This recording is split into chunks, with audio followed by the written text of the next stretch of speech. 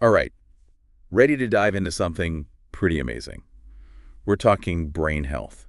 Feeling sharper, more focused, ready to tackle anything. Yeah. So for this deep dive, we're going off an article by Joseph Aminian. Okay. He lays out this three-step approach, and we backed it up with some serious research, a meta-analysis in sleep medicine reviews. Get ready for some serious brain power upgrades. Awesome. I'm excited. So Aminian starts with this idea of continuous learning.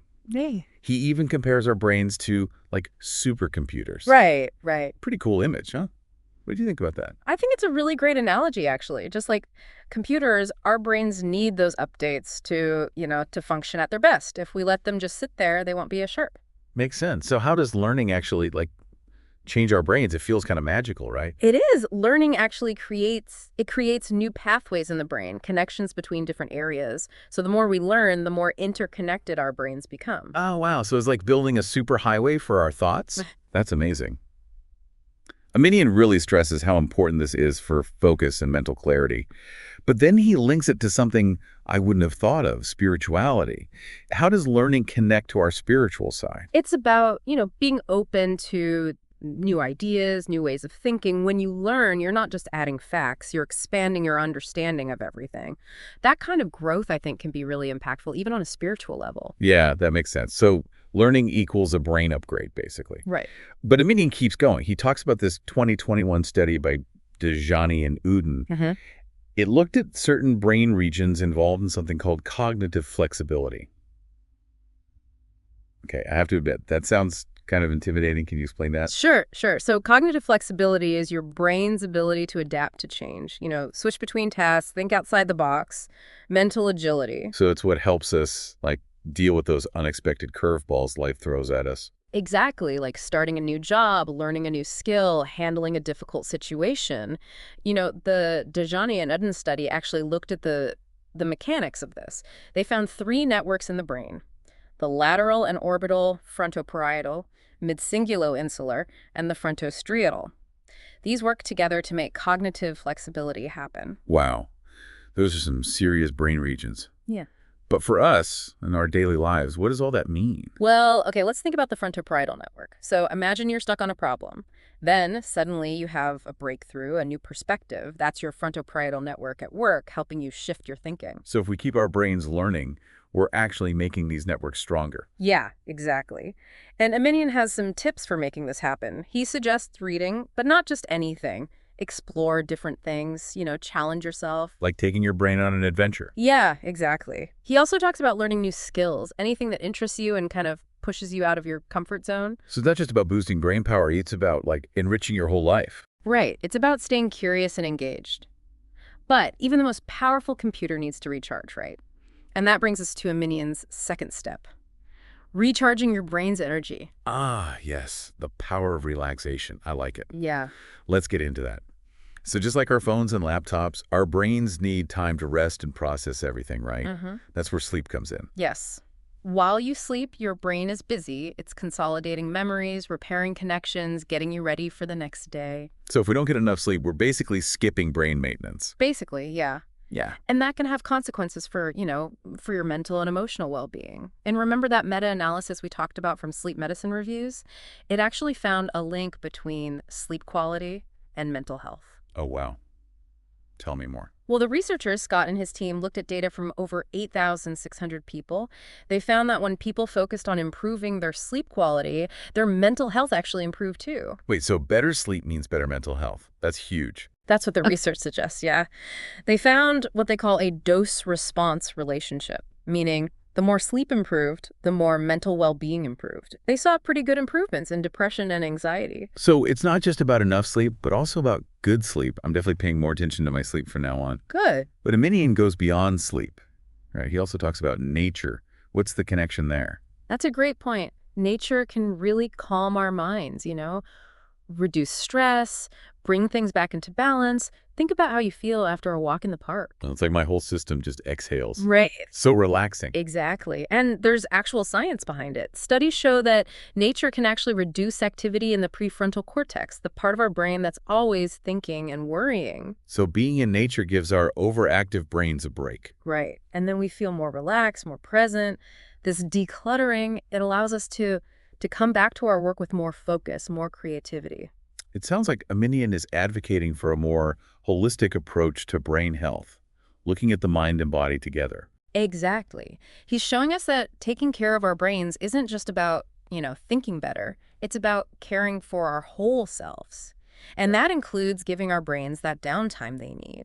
It's really amazing how the things we do every day, affect our brains. Right. So we talked about learning, we talked about recharging. What's the last piece? The third step Aminian talks about is all about clearing mental clutter. It's so easy to get overwhelmed these days, right?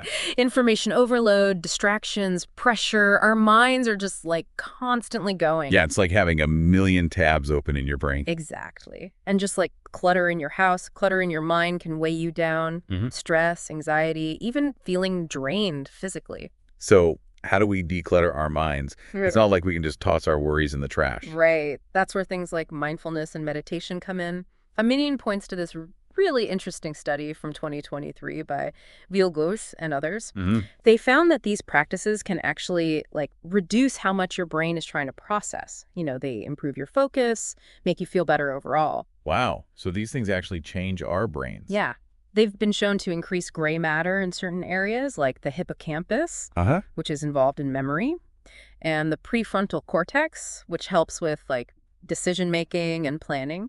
So we're not just calming down, we're actually strengthening those parts of the brain. Exactly. And Aminian suggests incorporating things like meditation, journaling, mindful self-talk, to get these benefits. Okay, let's break those down. Right. What is meditation exactly? How does it help with the mental decluttering?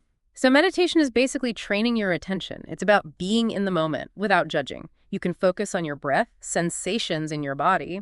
The key is to observe your thoughts without getting carried away by them. So it's like becoming the observer of your thoughts, not getting caught up in them. Exactly. And the more you do it, the easier it gets to find that calm, even when things are chaotic. Got it. I also love journaling. How does writing things down help? Journaling's great for processing emotions, organizing your thoughts. Yeah. It's like a conversation with yourself, but on paper. You get things out of your head, and that can create space for new ideas. It definitely helps me untangle those worries. What about mindful self-talk? What is that? Mindful self-talk is about noticing how you talk to yourself. We often have this inner critic that's pretty negative. Oh yeah, I know that voice. Yeah. It can be harsh. How do we quiet it down? It's about challenging that critic and replacing those negative thoughts with kinder ones. Instead of "I'm so bad at this," you say "I'm learning." It's treating yourself like you treat a friend. I love that. So with these three practices, meditation, journaling, mindful self-talk, we're basically taking control of our mental space. Right. It's not about ignoring your thoughts and feelings, but becoming aware of them and choosing how to respond. This is amazing. These three simple steps, keep learning, recharge, declutter, they can really make a difference. Yeah, Aminian's approach is so practical. It is. But I'm curious, how do we actually put these steps into practice?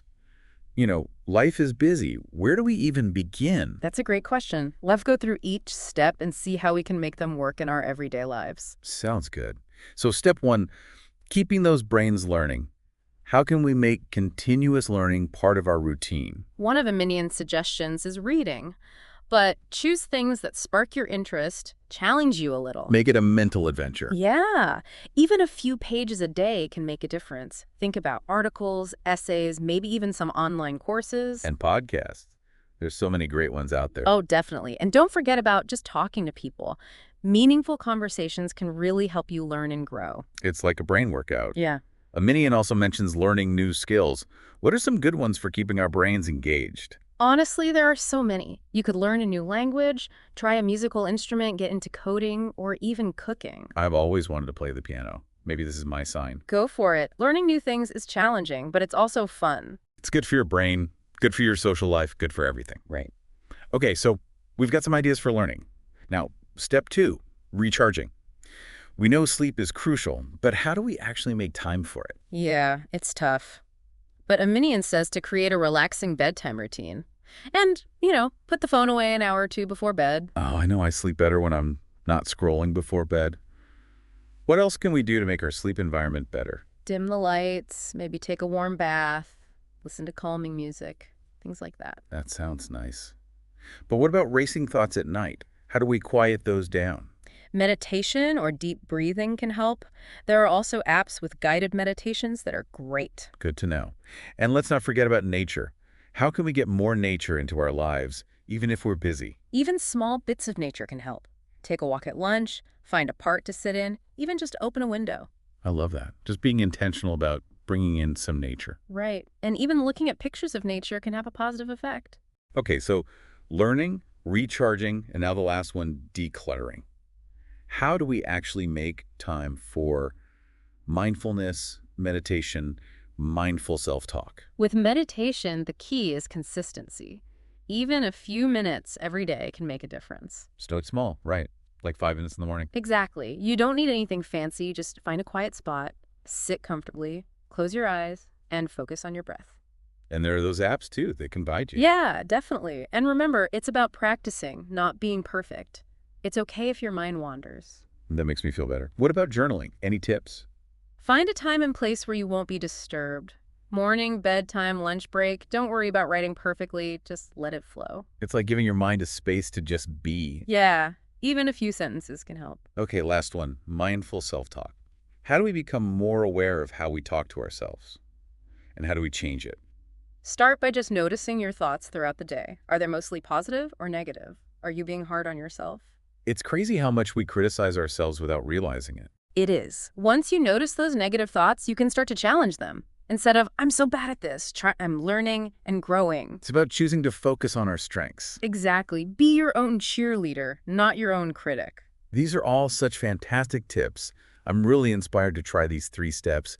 Aminian's approach is just so positive and empowering. I agree.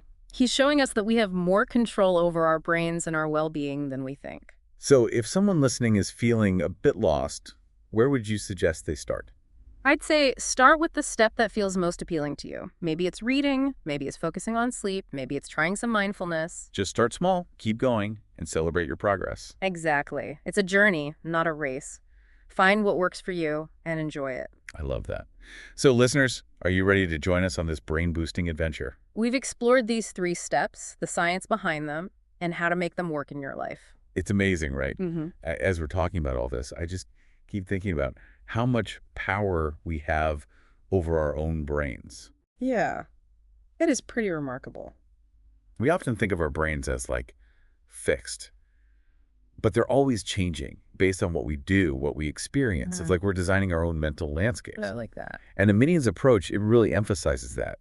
He's not just giving orders, he's empowering us to take charge. Exactly. He gives us a framework, but then it's up to us to figure out what works best for us. And I appreciate that. It's not one size fits all. We can choose what resonates with us, you know? Yeah, absolutely. It's about finding what you enjoy, what feels good. The joy in learning, the peace in recharging, the clarity in decluttering. And it's not just about, like, thinking better. It's about living better. Right. More creativity, more resilience, more compassion. Exactly. All those things that make life richer.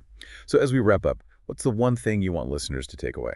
I hope they feel empowered, to take care of their brain health. It's not about being perfect. It's about those small, consistent efforts. Like even just 5 minutes of meditation or a walk in nature. Exactly. Little things can make a big difference over time. And I hope they feel, I don't know, excited about this journey. Yes. There's so much to learn about our brains, about ourselves. It's a lifelong journey for sure. It is. So listeners, remember, you have the power to shape your own brain health and well-being. Keep learning, keep recharging, keep decluttering. Yeah, your brain will thank you. It will. Thanks for joining us on this deep dive. We'll see you next time.